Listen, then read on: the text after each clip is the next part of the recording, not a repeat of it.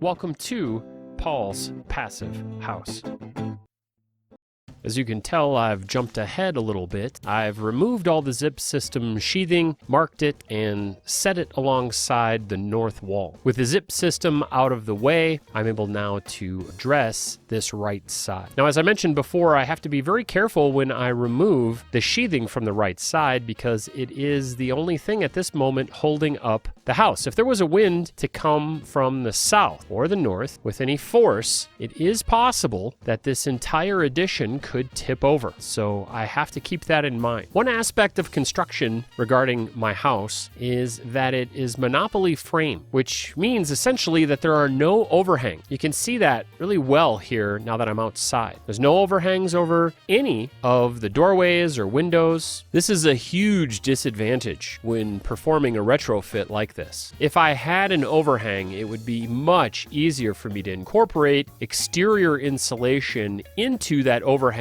and therefore into the building envelope itself. Now, monopoly framing is great if you have to redo the roof, but interestingly, I just did the roof a couple years back, so I'm not going to redo it again. And that makes monopoly framing a huge detriment in my efforts. As I progress, you'll notice that things are moving along a lot quicker now. I'm employing saws and pry bars where I wasn't before. It's time to get this project moving. Another interesting aspect of building construction is the folks that decided to do this addition didn't put pressure treated wood at the bottom of the sill plates where it connects with the concrete. This is against code. I'm not sure why they didn't do that, but they didn't. They also did a terrible job of sealing underneath that sill plate. There is a sill plate gasket, but it is definitely not airtight. After I finish this upgrade, I'm going to address that seam specifically, and it will be not only airtight, but fully insulated.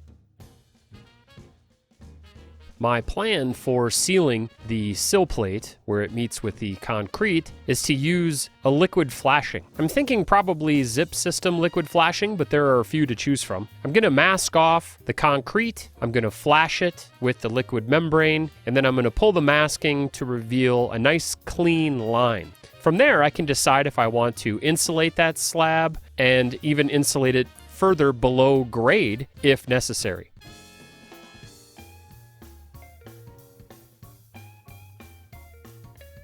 Now that I've got that corner piece removed, it's time for me to take out that insulation, cut out the paper vapor barrier, and install the mineral wool.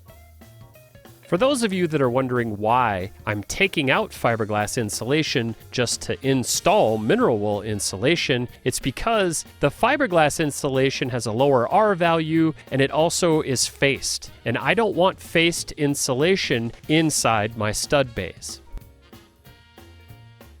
I said it in my last video, but I'll say it here again. It's very important to clean up as you go. Nails, screws, and other debris is not something you want just laying around in your yard.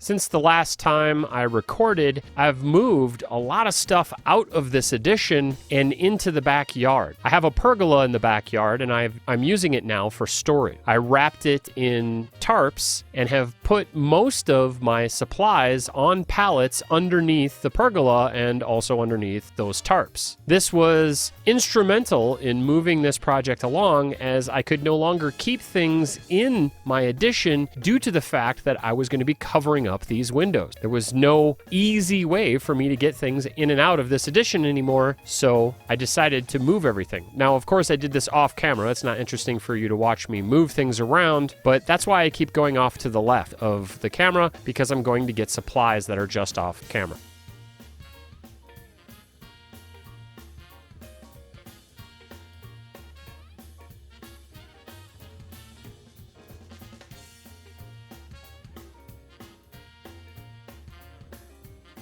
There's something so satisfying about seeing a nearly finished wall.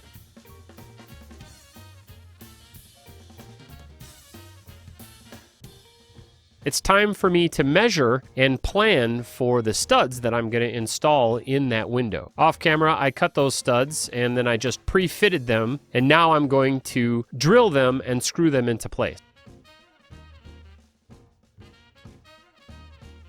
To accomplish this, I'm using a jig. It clamps down on the end of the 2x4 and allows me to drill a perfect hole that's countersunk at exactly the right angle to connect it to the cross member beneath and above it. This makes it very easy to install these 2x4s. Now, in the future, I'm going to be doing some framing with a framing nailer. If you have the means, I highly recommend buying nailers, especially the battery-operated nailers. They're incredibly useful, they're very powerful, and they make the process of installation much faster. Now, I would use a nailer to install all the zip system sheathing except for the fact that this zip system is too thick. I have to use a 4-inch nail to properly secure it to the studs, and I can't find a nailer that shoots 4-inch nails. Perhaps one exists, but I wasn't able to locate one at a reasonable price.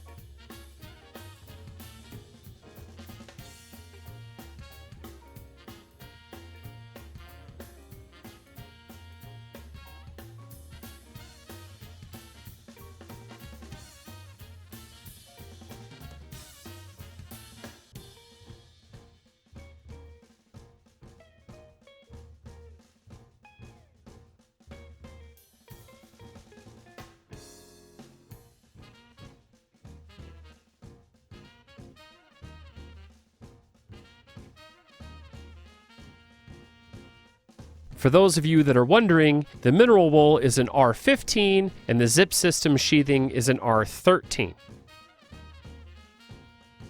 Obviously, I had a little mix-up there. I've numbered this sheathing so that it all goes right back the way it originally went.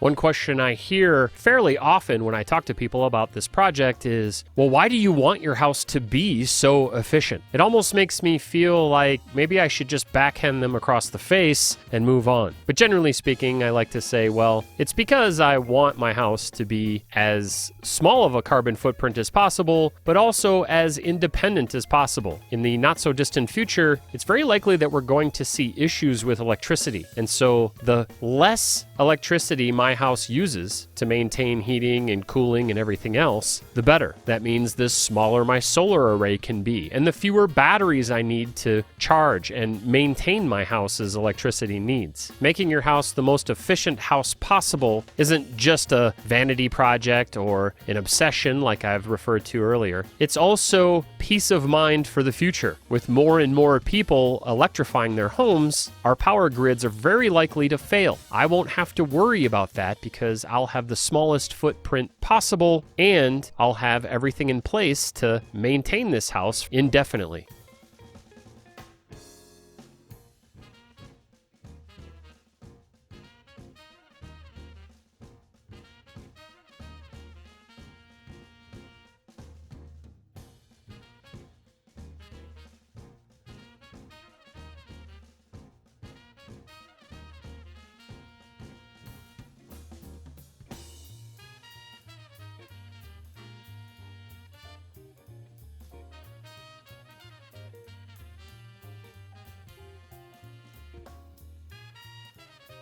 As part of my strategy as I age, I plan to do a lot of traveling. Having an ultra-high efficiency home is an added benefit when you're not planning on being there very often. This means that your energy bills are going to be the lowest possible while you're not there using the house. That's a huge advantage for me as I get into my senior years. Now, I don't think I'm going to be living in the United States as a senior citizen. It's not a very friendly place to be elderly, so I'll probably move to Europe. But if something happens and I have to stay here, this house will be very easy for me to maintain as an older person. And if I decide to do some traveling, it won't break my bank if I do it in the middle of winter or in the middle of summer. It'll be easy for me to maintain maintain a climate-controlled environment while I'm gone without costing me hundreds and hundreds of dollars every month. That all adds up, especially when you're traveling, and with such a high-efficiency home, I'll be able to travel with ease and peace of mind, knowing that it's not going to cost me a lot of money to maintain this home while I'm gone.